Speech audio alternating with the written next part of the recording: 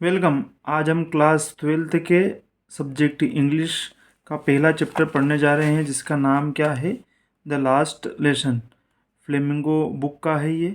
देखते हैं। What was Franz expected to be prepared with for school that day. मतलब Franz से क्या एक्सपेक्ट किया गया था प्रिपेयर करने के लिए, ठीक है ना, स्कूल में उस दिन, दैट डे, ठीक है ना। तो देखते हैं इसका आंसर होगा that day Franz was expected to be prepared with participles because. तो इसका मेन आंसर क्या होगा कि पार्टिसिपल्स को याद करने का बोला था, बिकॉज क्योंकि M Hamel had said that he would question them on participle. M Hamel जो टीचर है उन्होंने बोला था कि वो क्वेश्चन करेंगे, वुड क्वेश्चन देम, सभी से, किस टॉपिक के ऊपर, पार्टिसिपल के ऊपर, ठीक है। तो फ्रांस से क्या एक्सपेक्ट किया गया था, तो फ्रांस से एक्सपेक्ट किया गया था कि पार्टिसिपल्स के बारे में वो याद करे, क्योंकि एम हेमल जो टीचर है वो पूछेंगे क्वेश्चंस देम ऑन पार्टिसिपल, सभी से पार्टिसिपल्स के बारे में, ठीक है ना। तो ये पहला हुआ। What had been put up on the bulletin board. Bulletin board पर क्या पुटअप किया गया था, मतलब एक बोर्ड है, बोर्ड पर क्या लिखा गया था, क्या पेस्ट किया गया था, ठीक है ना। An order had come from Berlin. एक ऑर्डर था जो आया था बर्लिन से, टू टीच, पढ़ाने वाली बात का, only German in the schools. मतलब ऑर्डर आया था बर्लिन से कि पढ़ाया जाएगा सिर्फ जर्मन लैंग्वेज। कहाँ पर? स्कूल्स। किसके किसके? एल्सेस और लोरेन वाले स्कूल्स में। जैसे आप समझिए, आपके एरिया में दो एरिया है, एक एरिया ये, एक एरिया ये। तो इन दोनों एरिया में आने वाले स्कूल्स में क्या पढ़ाया जाएगा? जर्मन लैंग्वेज पढ़ाई जाएगी, ठीक है ना। और ये ऑर्डर कहाँ से आया है? बर्लिन से आया हुआ है। तो वही बोला कि एक ऑर्डर आया हुआ है बर्लिन से पढ़ाने की बात पर, कि जर्मन लैंग्वेज को पढ़ाया जाएगा स्कूल्स में। कौन कौन से स्कूल्स में? एल्सेस वाले और लोरेन वाले स्कूल्स में जर्मन लैंग्वेज को ही पढ़ाया जाएगा। The Germans had put up this notice on the bulletin board. और किन लोगों ने लगाया था? ये जर्मन के लोगों ने लगाया था कि जर्मन लैंग्वेज ही पढ़ाई जाएगी, ठीक है। What changes did the order from Berlin cause in school that day. मतलब क्या चेंजेस आए ऑर्डर के कारण बर्लिन में, है ना। और क्या कारण हुआ? What changes did the order from Berlin cause. मतलब जो ऑर्डर आया था बर्लिन से, उससे क्या चेंजेस हुए स्कूल में उस दिन। The whole school seemed so strange. मतलब पूरा स्कूल जो है ऐसा दिख रहा था अजीब सा। अजीब सा मतलब पहले कुछ अलग था और बाद में कुछ अलग हो गया। एंड सोलेम्न मतलब अनहैप्पी दिख रहा था। अजीब सा भी दिख रहा था और अनहैप्पी भी दिख रहा था। On the back benches that were always empty. Back benches होती है ना, बैक बेंचर जिसको बोलते हैं हम, तो स्कूल में लास्ट वाली बेंचेस जो ऑलवेज थी एम्प्टी, हमेशा खाली रहती थी। But the elderly village people were sitting quietly like the kids. लेकिन गांव के लोग आए थे और बैठे थे क्वाइटली, चुपचाप, जैसे बच्चों की तरह। मतलब क्या हुआ? जैसे ही ऑर्डर आया, ठीक है ना, तो पूरा स्कूल अजीब सा लगा, नाखुश लगा। और पीछे की बेंचेस जो हमेशा खाली रहती थी, वहाँ पर एल्डरली विलेज पीपल, जो बड़े बड़े लोग हैं ना गांव के, वो बैठे थे क्वाइटली, चुपचाप, बच्चे की तरह पीछे। मतलब स्कूल में अब स्कूल के बच्चे भी हो गए और गांव के लोग भी बैठे हुए हैं, इस प्रकार से बता रहा है ये आंसर, ठीक है। What did Franz notice that was unusual about the school that day. मतलब फ्रांज ने क्या नोटिस किया अजीब सा स्कूल के उस दिन में, है ना। एक ही दिन की बात हो रही है, ठीक है, दैट डे लिखा हुआ है। वेन फ्रांज रीच्ड स्कूल, जब फ्रांज है ना पहुंचा school, it was very quite, बहुत चुपचाप था, दैट डे, उस दिन, ठीक है। जस्ट एज संडे मॉर्निंग, जैसा लग रहा था कि संडे की मॉर्निंग हो। यूजली वेन स्कूल बिगेन, अक्सर जब स्कूल स्टार्ट होता है, there was a great hustle and बसल। मतलब हर जगह पे हसल एंड बसल होता है, मतलब शोरगुल होता रहता है, बहुत मस्ती होती रहती है, इस प्रकार की सिचुएशन है। Which could be heard out on the street. और जितना भी हसल एंड बसल होता है, जितने भी चिल्ला चोट होती है, ये सुनी जा सकती है आउट, बाहर की ओर, स्ट्रीट में, बाहर के एरिया में। मतलब स्कूल है, स्कूल से बाहर भी आवाज़ जा रही है। ऑल वर सिटिंग क्वाइटली, लेकिन क्या हुआ, उस दिन सब बैठे थे कैसे, क्वाइटली, इन देयर प्लेस, अपनी अपनी जगहों पर। There was no opening and closing of desk, मतलब डेस्क की आवाज़ें भी नहीं आ रही थी ओपन करने की और उसको बंद करने की, ओपन क्लोज करने की, ठीक है। The most strange thing was, एक बहुत ही ज़्यादा स्ट्रेंज थिंग थी, that instead of usual rapping of scale on the table, मतलब अधिकतर क्या होता है कि जो टीचर है वो स्केल को बहुत बजाते हैं, किसके ऊपर, साउंड करके, देखो इस प्रकार का साउंड साउंड करके टेबल पर। लेकिन क्या हुआ, उस दिन ऐसा कुछ भी नहीं हो रहा था। M Hamel was walking with the ruler under his arm, और जो टीचर है वो वॉक कर रहे थे, वो रूलर के साथ में, मतलब छड़ी के साथ में, उसको आर्म में रखे हुए, बगल में रख कर, मतलब ऐसे क्या करते हैं वो, इस प्रकार का साउंड करते टेबल पर छड़ी से। लेकिन उस दिन क्या हुआ, वॉक कर रहे थे और जो रूलर था, मतलब ये जो छड़ी थी, वो आर्म में रखी हुई थी, मतलब बगल में रखी हुई थी, मतलब मार भी नहीं रहे थे ना उसकी आवाज़ कर रहे थे। तो फ्रेंच ने क्या क्या नोटिस किया, फ्रेंच ने जब स्कूल पहुंचा तो सब कुछ कैसा था, शांत था उस दिन, जैसे कि संडे की मॉर्निंग हो। अक्सर क्या होता है, स्कूल जब स्टार्ट होता है तो वहाँ पे बहुत हसल एंड बसल होता है, मतलब बहुत शोरगुल होता है, और जो साउंड है उस शोरगुल का वो बाहर भी सुना जा सकता है। लेकिन उस दिन सब क्वाइटली बैठे हुए थे अपने अपनी जगहों पर। ओपनिंग और क्लोजिंग की जो आवाज़ है डेस्क उनकी, वो भी सब कुछ नहीं आ रही थी। बहुत अजीब सी बात ये लगी कि जहाँ पर रैपिंग रूलर की आवाज़ आती है इस प्रकार की, अब नहीं आ रही है, और उस छड़ी को एम हिमल ने अपनी आर्म में रखा हुआ है और वॉक कर रहे हैं, ठीक है। What did M Hamel write in the last on the black board, मतलब जो टीचर है एम हेमल ने क्या लिखा लास्ट, मतलब लास्ट बार ब्लैक बोर्ड पर, ठीक है ना। आपका यदि लास्ट बार है, यदि आप टीचर हो, लास्ट है आपका दिन, तो आपने उस दिन क्या लिखा लास्ट में, same to same M M L ने लास्ट में क्या लिखा था। He turn to the black board, मतलब ब्लैक बोर्ड की ओर गए, took a piece of chalk, chalk ली, bearing on the and bearing on with all his might, मतलब बियर का मतलब था सहन कर रहे थे, इस प्रकार की सिचुएशन है। He wrote as large as he could, और जितना वो लिख सकते थे उतना उन्होंने लिखा। वाइव ला फ्रांस, ठीक है ना, इसका मतलब क्या है, फ्रांस जिंदाबाद, इस चीज को आपको समझना है। फ्रांस थिंग्स, मतलब लास्ट वाले ब्लैक बोर्ड पर क्या लिखा था, तो कुछ नहीं, जितना हो सका उतना लिखा उन्होंने, और लास्ट में क्या लिख दिया कि फ्रांस जिंदाबाद, ठीक है ना। क्योंकि वहाँ पर आप जर्मन लैंग्वेज पढ़ाई जाएगी, इसलिए टीचर ने इस प्रकार की चीज़ लिखी थी। यदि आप नए हो तो ज़रूर सब्सक्राइब कीजिए चैनल को, लाइक भी कीजिए वीडियो को, और शेयर कीजिए क्लास वाले स्टूडेंट के साथ में जो पढ़ना चाहता है और जिसे इंग्लिश में प्रॉब्लम आती है, ठीक है। Franz thinks, will they make them sing in German even the pigeons, मतलब क्या बोल रहा है कि फ्रांस सोचता है कि क्या वे जर्मन में गाने पर मजबूर करेंगे, ठीक है ना।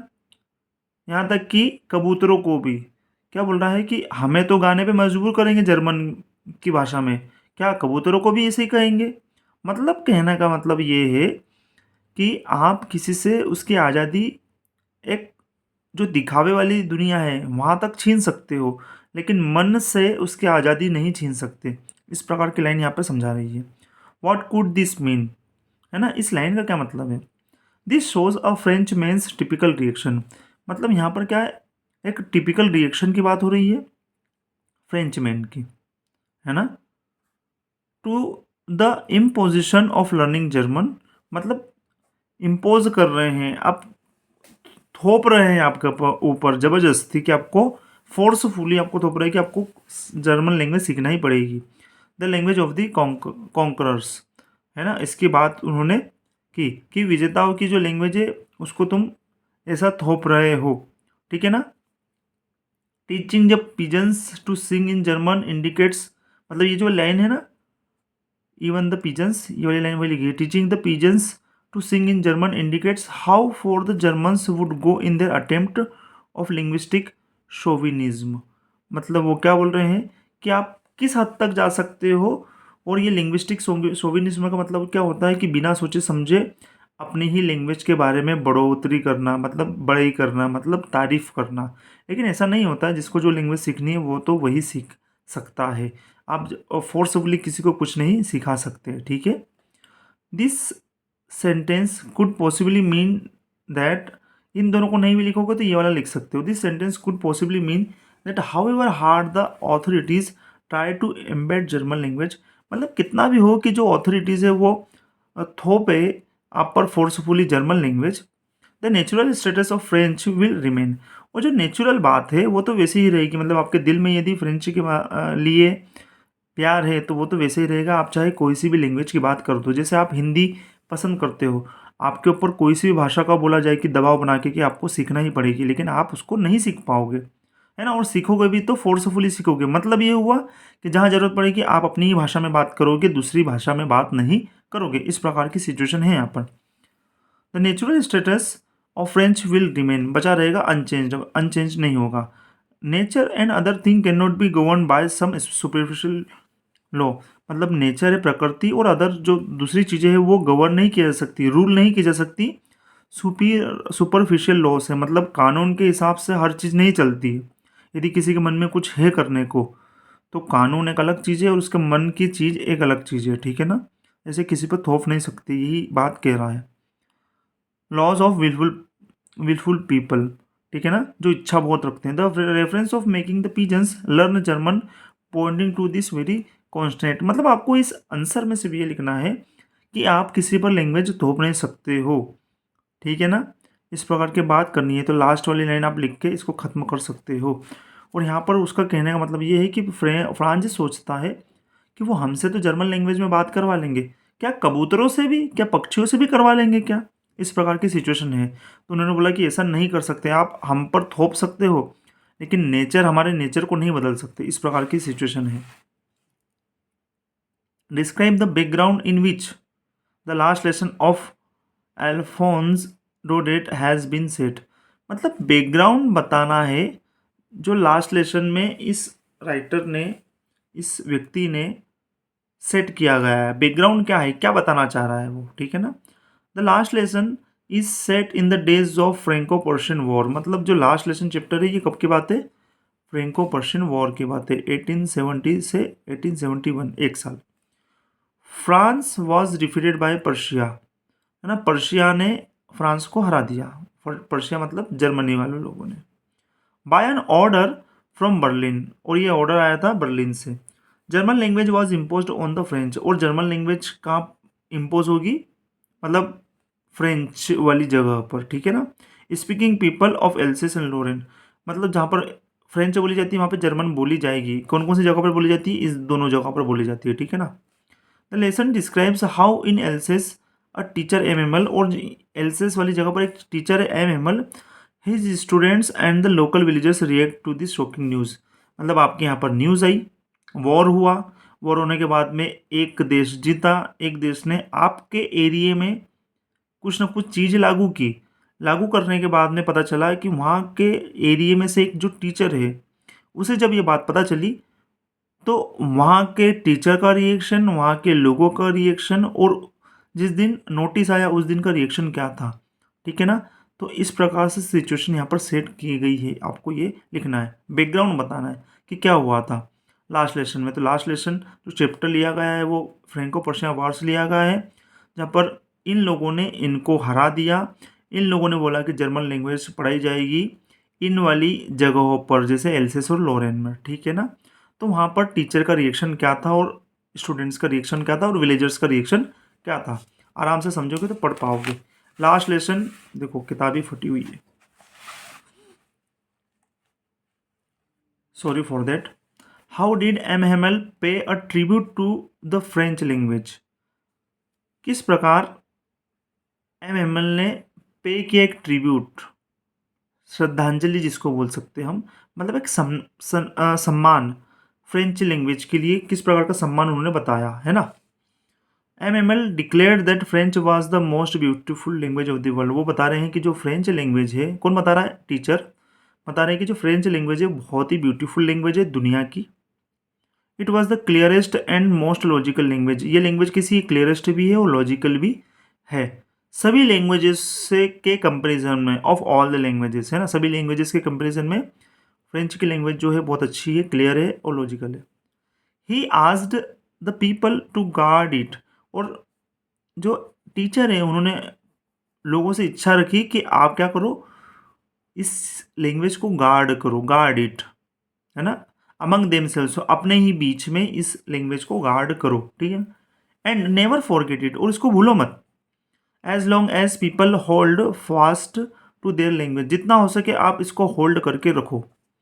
दे have the key to freedom, और यही चीज़ है जो आज़ादी की चाबी है। मतलब लैंग्वेज आएगी आपको तो ही आप बढ़िया तरीके से आप अपने आप को बता सकते हो। जैसे आप हो, आपकी एक पर्सनल लैंग्वेज है, उस लैंग्वेज की पहचान से ही आप हो, इसलिए आप अपनी लैंग्वेज को पहचानो। एक बेसिक भाषा एक अलग चीज़ होती है, क्षेत्रीय भाषा एक अलग चीज़ होती है, ठीक है ना, और आपकी जातियों की भाषा भी अलग चीज़ होती है। तो इन लैंग्वेजेस को बचाना मतलब आप फ्रीडम तरीके से रह सकते हो। यदि लैंग्वेज आप भूल जाओगे तो आप फ्रीडम नहीं पा पाओगे, इस चीज़ को आपको ध्यान रखना है। हेंस हालांकि they must love and respect their own language, हालांकि ये सब लोग ज़रूर प्यार करते हैं और रिस्पेक्ट भी करते हैं उनकी लैंग्वेज को। तो ये था लास्ट लेसन, ये था चैप्टर द लास्ट लेसन। मैंने आपको सभी क्वेश्चन से समझा दिए हैं। मैंने ये रेफरेंस लिया है परीक्षा बोर्ड का, परीक्षा बोर्ड में से परीक्षा अध्ययन में से समझा रहा हूँ मैं आपको, ठीक है, क्योंकि वीडियो बहुत लेंदी हो जाता है। फ्लेमिंगो बुक का था। यदि वीडियो पसंद आया तो ज़रूर लाइक कीजिए, शेयर कीजिए अपने दोस्तों के साथ में, ठीक है ना, और चैनल को सब्सक्राइब करने के बाद में बेल आइकन ज़रूर दबाइए, जिससे आने वाली अपडेट आपको मिलती रहे आपकी यूट्यूब पर, ठीक है। Bye for now.